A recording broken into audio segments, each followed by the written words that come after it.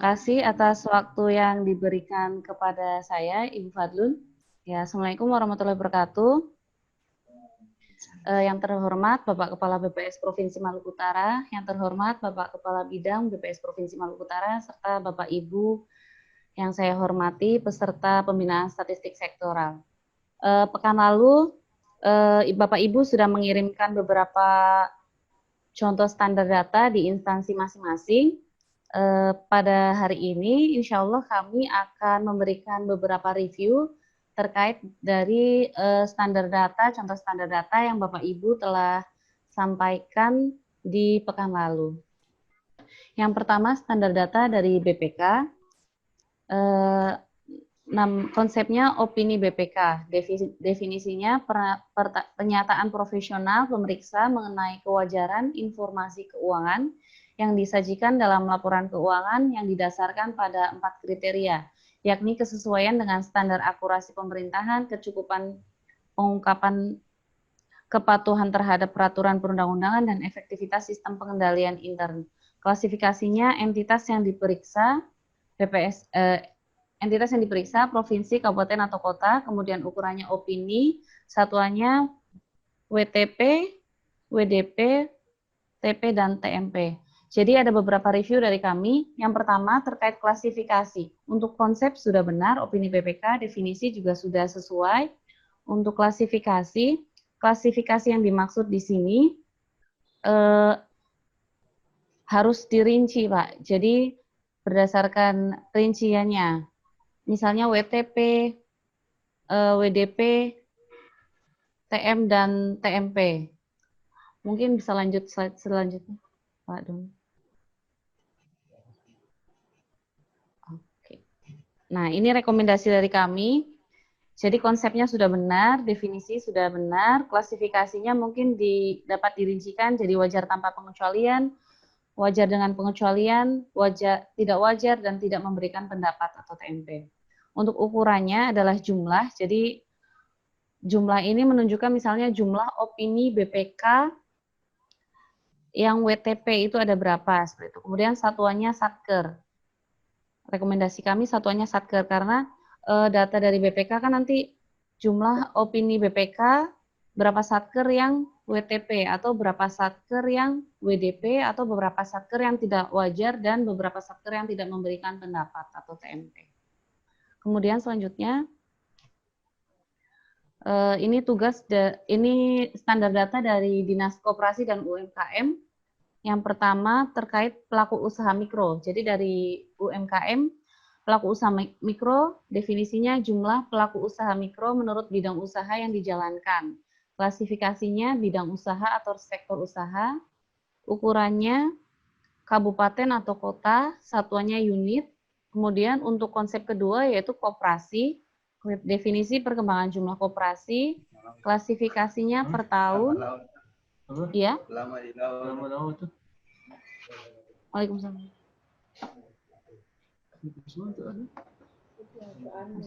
Kemudian ukurannya kabupaten atau kota, satuannya unit. Jadi untuk klasifikasi lebih baik dirinci, disebutkan bidang usahanya. Untuk pelaku mikro usaha misalnya klasifikasinya dirinci, kayak misalnya pelaku mikro di bidang pertanian, atau pelaku usaha mikro di bidang industri, atau pelaku usaha mikro di bidang perdagangan. Kemudian untuk definisi yang dimaksud di sini bukanlah jumlah pelaku usaha mikro, melainkan usaha mikro adalah seperti itu. Kemudian untuk ukurannya bisa berupa jumlah atau persentase. Mungkin bisa lanjut ke slide selanjutnya.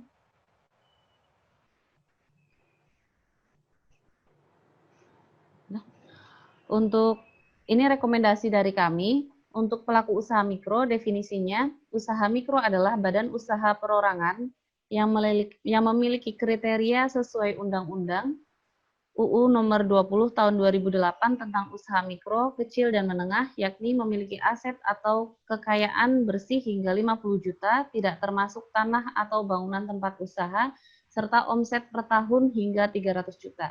Jadi definisi usaha mikro di sini sudah dibatasi bahwa yang namanya Usaha mikro adalah usaha yang kekayaan bersihnya itu batasnya 50 juta dan omset per tahunnya itu maksimal 300 juta. Jadi ketika ada usaha yang omsetnya lebih dari 300 juta, maka sudah tidak bisa digolongkan dengan menjadi usaha mikro.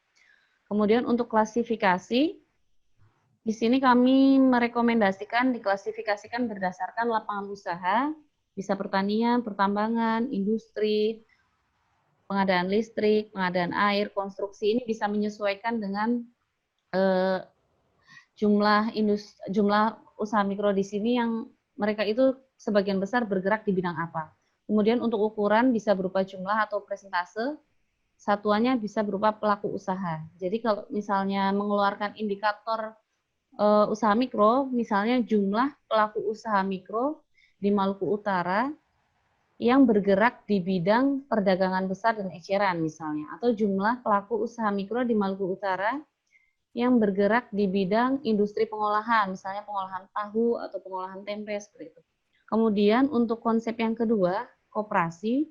Koperasi yaitu badan usaha. Jadi definisi di sini maksudnya adalah penjelasan terkait dengan variabel yang akan kita jadikan data. Misalnya koperasi tadi. Koperasi adalah badan usaha beranggotakan orang seorang atau badan hukum koperasi dengan melandaskan kegiatan berdasarkan prinsip koperasi sekaligus sebagai gerak ekonomi rakyat yang berlandaskan atas kekeluargaan. Nah, jadi sebenarnya untuk definisi ini lebih baik didasarkan kepada suatu undang-undang tertentu atau peraturan tertentu yang mendasarkan konsep dari koperasi misalnya ada undang-undangnya, konsep usaha mikro misalnya ada undang-undangnya dalam Undang-Undang Nomor 20. Jadi untuk definisi supaya bisa diterima oleh nasional harus bersifat mengambil dari sebuah referensi undang-undang atau peraturan, tidak bisa kita mengarang-arang definisi sendiri seperti itu. Kemudian untuk klasifikasi koperasi ada koperasi produksi, konsumsi, simpan pinjam, serba usaha. Bisa juga nanti misalnya Bapak Ibu dari Dinas Koperasi mau mengklasifikasikan yang lain juga bisa. Misalnya ini kan koperasi berdasarkan fungsinya, koperasi produksi, konsumsi, simpan pinjam, serta usaha.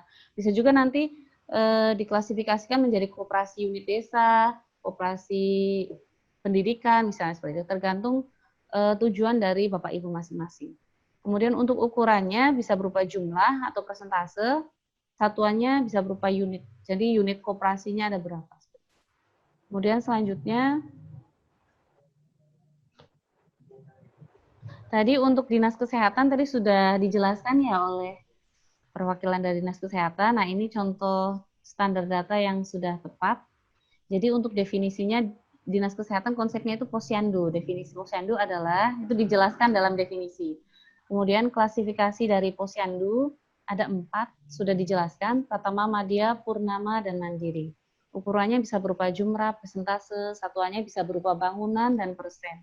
Nah, satuan berupa bangunan di sini akan sangat baik digunakan jika memang setiap posyandu memiliki bangunan tetap. Akan tetapi kalau misalnya setiap posyandu itu tidak memiliki bangunan tetap, jadi posyandunya itu berpindah-pindah dari tempat lain dari tempat satu tempat ke tempat lain, itu satuannya alangkah lebih baik jangan bangunan, tapi misalnya jumlah posyandu berarti satuannya posyandunya aja, karena posyandu itu kan suatu kegiatan kalau misalnya dia tidak punya bangunan seperti itu. Kemudian selanjutnya dari Dinas Pemberdayaan Masyarakat dan Desa Provinsi Maluku Utara.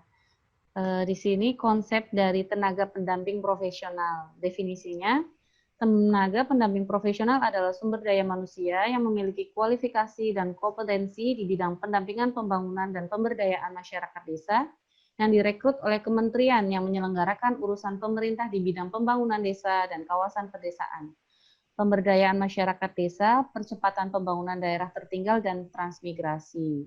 Untuk klasifikasinya ada 4. Yang pertama pendamping lokal desa, pendamping desa, pendamping teknis, pendamping ahli pemberdayaan masyarakat. Untuk ukuran bisa berupa jumlah, presentase, satuannya bisa berupa orang dan persen. Nah ini contoh standar data yang sudah tepat.